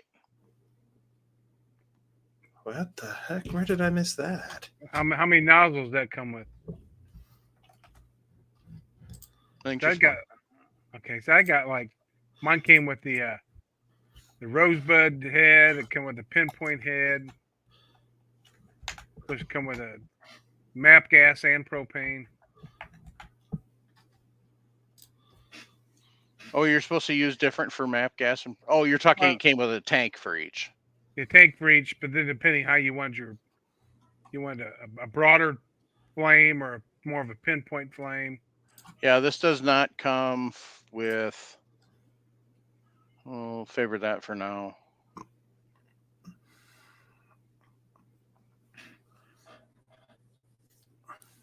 I'm sure there's. Now there's the Meg Torch Self-Light Map Propane Plumber's Kit, but I don't want that. That's $57 or $59. Yeah. Nick, you could use the torch for that. That's come with your annealer for that. Yeah, that's true. Is that Ooh. Here we go, Nick. Meg Torch Oxy Map Kit. Oh, jeez. I'm No, you know, just I need. gonna go out on a the limb weed right burner. now and say I should not be allowed to play with that. I need the weed burner 5,000 BTU propane kit. I like that idea. There we go. That's how it'll heat some Cerasafe up that way. Hey, it's only $58 at Maynard's. Hook that sucker up to a 20-pounder. Jeez.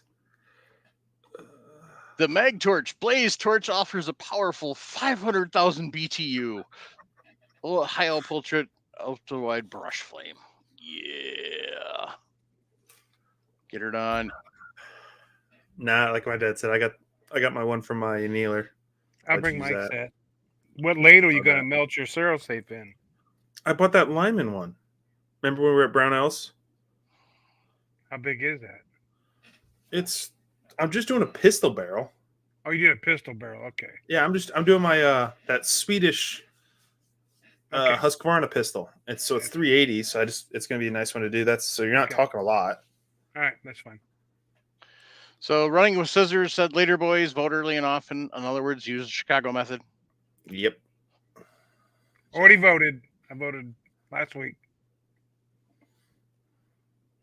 Went to the county building and did it. I could walk to my polling place. It's about 300 yards that way. All right, let's see here. What's Home Depot got? So we can be equal opportunity. And no, I don't have Lowe's, so screw you. No Lowe's. I avoid Lowe's as much as possible. I try to do as much Menards shopping as I can. Appears we have somebody from Twitch.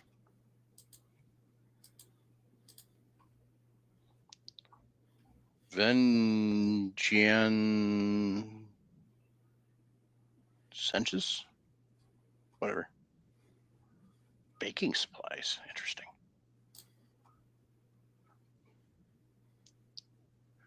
Ooh, what's that?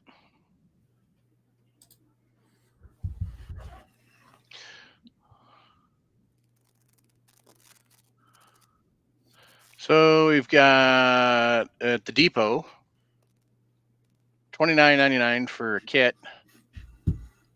for propane.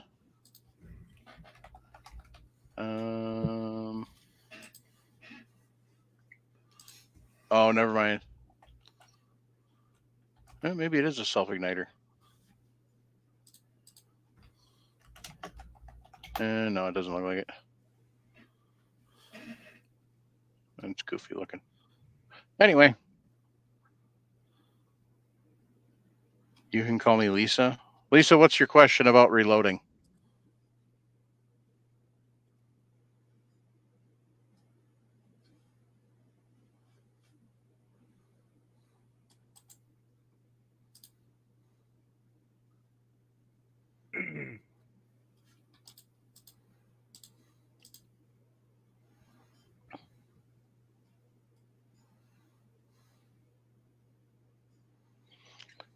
We are waiting for Lisa to ask her question.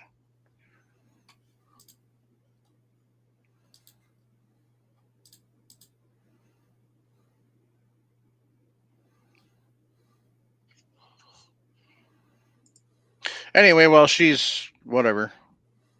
OL1 guy wants to know what's your opinion on rifled chokes. Sorry, I missed the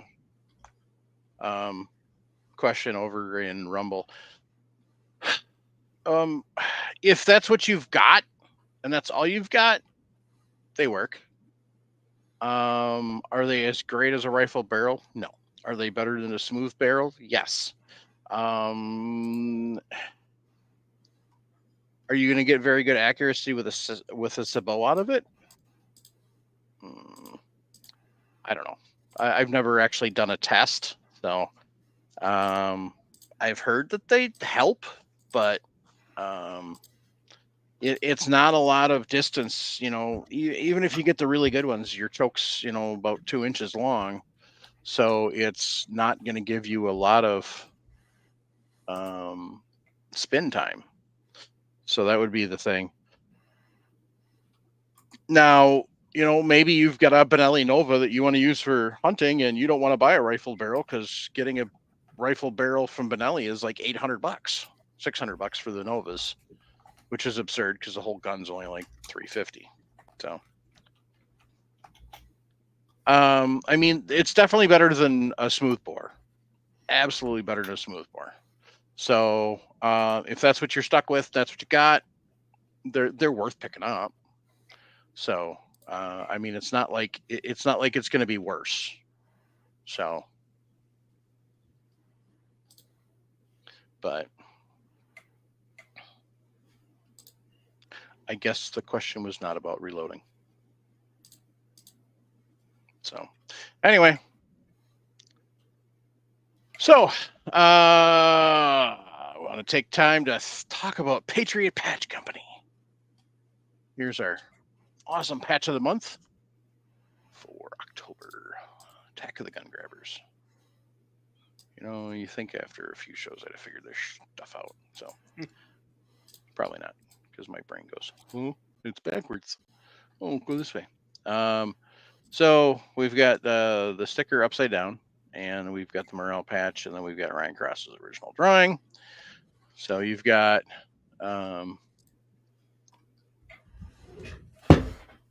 Attack of the Gun Grabbers, RIP Common Sense. They're trying to take away your scary black rifles. Oh my gosh, look out. So, even though hammers and baseball bats and fists and feet kill more people than scary black rifles, like exponentially more. So, but that would require people to actually look up data, check it out. The FBI's data, not mine. Anyway, so they make awesome patches like this every month.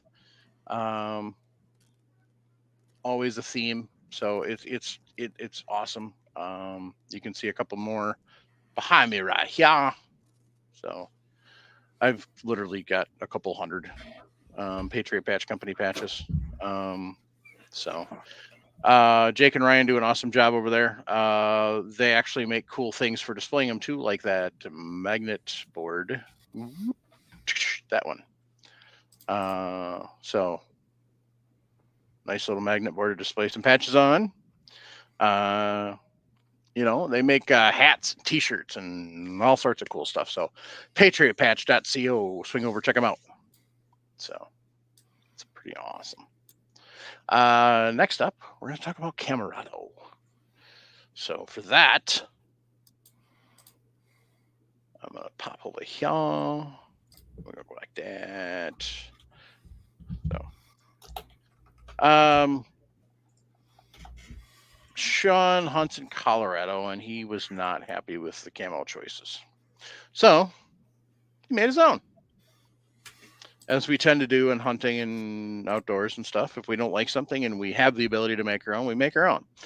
So first off was Warden, and I've got my bucket hat right here, limited edition, because I don't make it anymore. So in all your different Camerados, you've got your basic few options for clothing. So you've got your big luau, your unisex hoodie, a zip hoodie, and then a windbreaker, pajama pants, which I highly recommend. They are comfy as heck, and they don't pill. New addition is the big luau with pocket. So basically, it's the same as the regular big luau, so like a Hawaiian style shirt as far as the cut goes. But this one's got a front pocket, so you can hold your cell phone or whatever else. You've got the hooded sun shirt. So it's got UV protections when you're going to be outside, especially like fishing or stuff like that. And then you got your Hoochie Daddy shorts. And then you got a hockey jersey. And new is the puffer jacket. So kind of like a winter style jacket. You want to look at these because certain ones are only small to 2X, like the puffer jacket. They do offer shop pay, so you can, make payments. And then you've got some stuff like the hockey jersey and other things where it's extra, extra small all the way to 6 extra large for us larger guys. Now, it does run a little small. So if you normally wear like a small, you're going to want a medium. And if you normally wear a large, you're going to want an extra large and, that type of thing. So that's something to consider when you're ordering. Lots of different colors. So the original 5. So Warden was the original. That was the test. And then off of Warden, he made the Raider, the Sun Spear, the Basilisk, and the Night's Watch. Okay. And then he started adding just fun colors. So he added the Merc, which is kind of like your Call of Duty style. Scout, which is for the Selus, SELUS Scouts, which is a Spec Ops group. Ember Storm, which is, if you want to try and be camouflaged during a forest fire, or you can use it for hunting. But be careful with your state's laws. Double check. This may not meet their recommendations. If that's the case, just grab one of those cheap orange vests that everybody sells for like $5 or $10. And then you've got Radical, Winterfell, Highgarden, and Nightshade. So Highgarden for all of October. They are doing a fundraiser for National Breast Cancer Foundation. So every time you buy something in Highgarden, that's where you're going to go at. So, and notice Highgarden, it's still Hoochie Daddy shorts. So, but now this one here's got what they call a unisex bomber jacket. Some of them have a little different design, little different options. So always take a look and see what you've got. So I keep trying to talk him into getting swim trunks, but that hasn't worked yet. So, and then we've got Nightshade, and then he's got 2 collaborations. One with the Gun Collective, which is Sea Smoke, which is kind of a marine style camo, and then you've got Beauty Fruity with Clover Tack, who's another show on the network. And so he's got this, which automatically reminds me of like a juicy fruit. So, you know, you got your Hoochie Daddy shorts and all the other fun stuff. So, If you know Clover, that's what he wears, stuff like that. yeah. So, but yeah, use code reload at checkout to save 5%, and make sure you give them some love. Tell them we sent you. So that's one of the nice things about using the coupon code is it lets them know who sent them, so Sean can kind of keep track. So we're going to be rocking this at SHOT Show.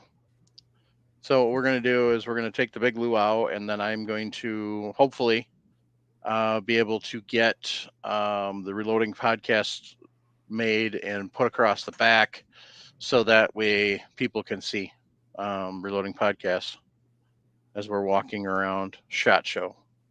So as you can see, it's pretty bright because here's your collar and your buttons and your split for the front. You can't really tell.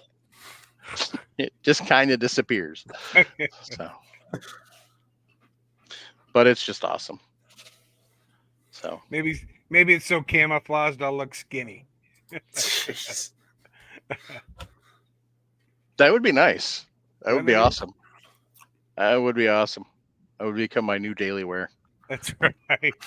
So, yeah. So I want to thank Jake and Ryan over at Patriot Patch Company for being a sponsor. I want to thank Sean and over at Camerado for being a sponsor. You can go to Patriot Patch Company website to be to get signed up for the Patriot Patch of the Month Club. Otherwise, what you can do is you can swing over to Reloading podcast page, and where'd it go? Good grief, I got too many tabs open. And click on support this show, and it will take you to our Patreon page, where then you can become brass level, powder level. The loaded cartridge is the Patriot Patch Club Patch of the Month Club. And you can also make your own custom pledge. We also have the Lead Farmer level, which is you get a $25 gift card to Patriot Patch Company. If you collect patches, this is a heck of a deal. Because you're going to get a $25 gift card from Jake and Ryan every month. And every month they've always got something new. And you're like, oh, I want that. Oh, I want that. And so you're helping the show out and you're buying patches at the same time. So when somebody gets cranky about you spending money, you're saying, but I'm helping out the podcast. And then see, there you go. But you can make your own custom pledges. If you don't want to use Patreon and you do want to help out the show, you can send me an email and we can do other options. I understand not everybody wanting to do Patreon. Unfortunately, at this point in time, I don't really have any other options at the current second. So a couple of other options that supposedly have popped up have gone away and aren't very practical. So, and I want to make sure I've got something that's going to work before I, force everybody to switch. So the other thing you can do while you're at our page, which I just closed because I had my dumbass, but that's okay. So episode 215, we had Mike from Gideon Optics on. He did not mention the coupon code because there's a Firearms Radio Network code, which is FRN10. You get 10% off. Holy crap. I haven't even been drinking, kids. So, if I was drinking and I was talking like this, I have an excuse. But anyway. So if you're going to go get yourself some Gideon goodness, use code FRN10. Check out all these podcasts. So we got 9mm and Chill, After Action, American Crossfire, AR-10, Armed Citizen, Clover Tack, For the Love of Guns, God and Guns, Gun and Gear Review, Gun Guy Radio, Guns and Grub, Handgun Radio, John Crump Live, Let's Go Hunt, Live with TLD, Lock and Load with Bill Frady, Long Range Tactics, Mac Bros, Raw Show, Off the Range Podcast, Off-Road Podcast, Prepping 2.0, That is Glenn Tate, who wrote the oh crikey, 299 Days series. There's these slackers at Reloading Podcast, bunch of putzes. State of the Second, which is put on by Gun Owners of America, kind of talking about what they got going on. Paul Markle and the gang over at Student the Gun, Marty at Talking Lead, Gun Collective with John Patton, and then Twig, This Week in Guns with Matt LaRosier. So, and then of course we like shooting. Two Guys in a Fence Post, which is a new one, Who Moved My Freedom, and then Zert Coffee and Chaos. Give them a check. There's a lot of different stuff on here. You might find something you like that you didn't think you would. Worst case scenario, you just unsubscribe and away you go. So I want to thank everybody that continues to show up for ours and listen for ours. We're grateful for that. Now, the other thing we've got going on is we have shirts and hats, and I'm not wearing my shirt because it was getting dried. Because I wore it Sunday to the match that Ken and I shot. But if you go to our page, and I gotta switch screens because I was showing I went to the wrong. So if you go to, anyway, go back. So if you are at the Reloading Podcast and you go buy our merch, it will bring you to Southern Gals Crafts homepage, and we have our t-shirts and mugs, and hoodies. So coming up to fall, everybody's going to need a hoodie. So you got the Reloading Podcast Anatomy of a Pew hoodie. And then we also, if you want to make fun of the ATF, I mean, who doesn't? They shouldn't exist. We've got the Reloading Podcast Defund the ATF shirt, and it also is a hoodie. And then we have the ATF 1-star. Not fond of, would not recommend. And that also comes in all of the normal sport gray, military green, and white, and all the normal sizes. So swing over, check them out. Also got can koozies, beer coolers, whatever you want to call them. We call them koozies. I don't know. Everybody's got different things. So yeah, swing over, check them out. So this is the size of the tumbler. And so this is the extruded powder. Also comes with brass and the American flag. So anybody, we thank everybody who helps out the show in any way, shape, or form, even if it's just telling other people about the show. So we're grateful for that. Like I said, next week, Sarah Safe. Working on getting Alpen Optics back on, talk about their night vision stuff. We got to find the time for that. So, and before I know it, Black Friday is going to be here. So, anyway, you guys got any shout outs? No, not for me. All right. On that note, keep your brass shiny. Jump on the mill short bus. Teach and shoot and reload while they're young. Support the Second Amendment. Local, state, national organizations that support the Second Amendment. Make sure you're supporting them. Do your due diligence to make sure they're not hosing you and hosing us. Kind of keep your eyes and ears open. There's some that are good, some that are bad. Some that were bad, they're good now. Some that were good, now are bad. So, most importantly, though, we say it every show, and we mean it. We want you here. We need you here. Keep fighting the good fight. If you need help with fighting that fight, 988 or 1-800-273-8255. Reach out, get some help.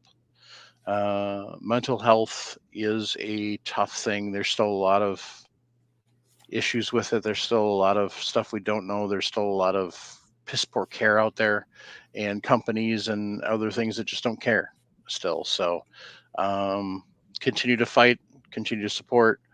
You know, and whether it's Second Amendment or it's getting better care for mental health, make sure you're calling your elected representatives and letting them know how you feel.